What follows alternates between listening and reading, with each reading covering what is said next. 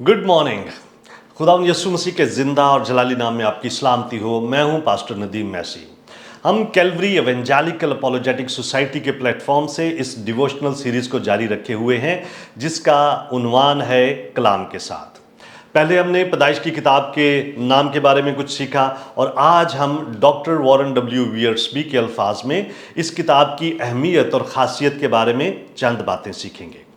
जैसा कि मैं पहले बता चुका हूं कि डॉक्टर वॉरेन डब्ल्यू वियर्सबी एक बहुत ही बाकमाल पासबान थे, बड़े अच्छे स्पीकर थे और बड़े ही कमाल के वो राइटर भी थे, मुसन्निफ थे। वो तकरीबन 170 से ज़्यादा किताबों के मुसन्निफ हैं और उनकी किताबों की लाखों जिल्दें छपी, पढ़ी गईं और आज भी पढ़ी जा रही हैं।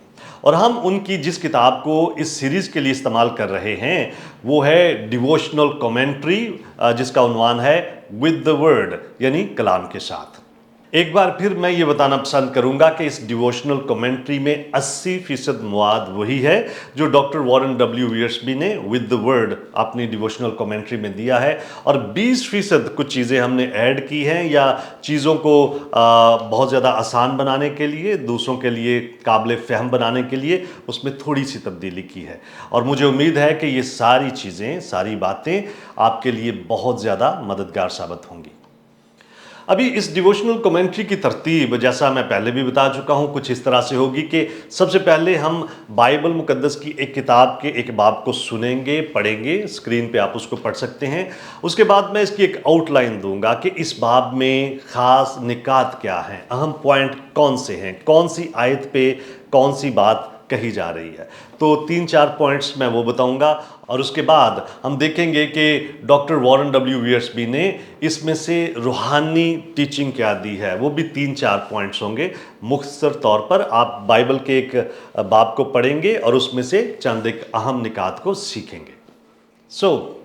डॉक्टर वॉरेन डब्ल्यू वियर्सबी के मुताबिक पैदाइश की किताब के ताल्लुक से हमें 4 बातें याद रखनी चाहिए। नंबर 1, ये इब्तदाओं की किताब है।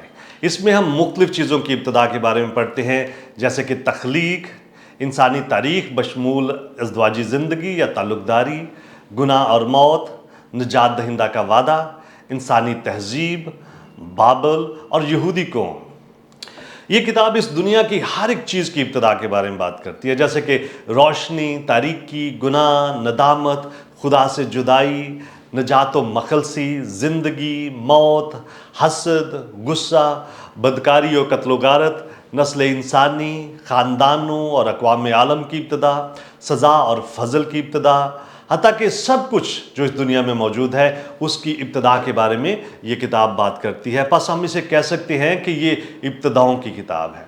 और एक और चीज़ जो हमें याद रखनी चाहिए कि जिस जिस चीज़ का इस किताब में आगाज़ हो रहा है, बाइबल की सारी किताबों में वो जारी रहती हैं और उन सब की तकमील आखिर में जाके मुकाशफा की किताब के अंदर होती है।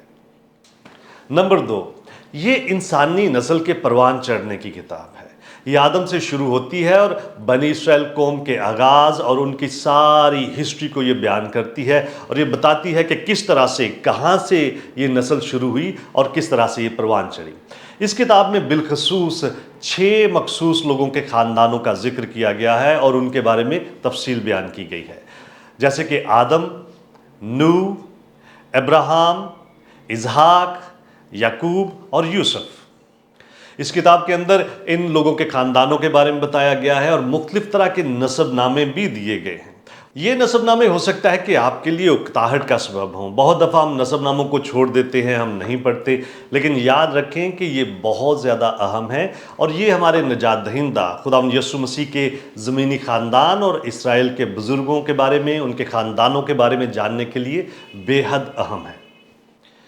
नंबर 3, ये किताब ईमान से भरपूर किताब है। नूह ने खुदा पर ईमान रखा और उसके हुक्म के मुताबिक उसने कश्ती बनाई। इब्राहिम ने खुदा पर ईमान रखा और अपना घर बार छोड़कर वो वादे की सरजमीन में चला गया। इब्राहिम और सारा ने खुदा पर ईमान रखा और उसने उन्हें वादे का फर्जंद अता किया। खुदा हमेशा ही अपने वादों को पूरा करता है और उन तमाम लोगों की ज़िंदगियों में और उनके लिए बहुत बड़े बड़े काम करता रहा है और आज भी वो ऐसा कर रहा है। नंबर 4, पैदाइश की किताब कुछ बनने की किताब है। خدا نے بڑے تحمل کے ساتھ اپنے لوگوں کے ساتھ اور ان کی زندگیوں میں کام کیا اور بالآخر انہیں وہ بنایا جو وہ انہیں بنانا چاہتا تھا۔ لوگ اکثر ناکام ہوئے، ان کے رویے مایوس کن تھے، لیکن خدا نے ان کی زندگیوں میں کام کرنا بند نہیں کیا۔ وہ آج بھی ابراہیم، اسحاق اور یعقوب کا خدا ہے، اور ان لوگوں کی طرح ہی وہ آپ کی زندگی میں بھی کام کر سکتا ہے، اور آپ کی زندگی کے لیے جو کچھ اس کی پاک مرضی ہے اس کو پورا کر سکتا ہے۔ تو میرے عزیزو، یہ ہے مختصر طور پر پیدائش کی کتاب کی اہمیت۔ امید ہے کہ یہ آپ کے لیے مددگار ثابت ہوئی ہوگی۔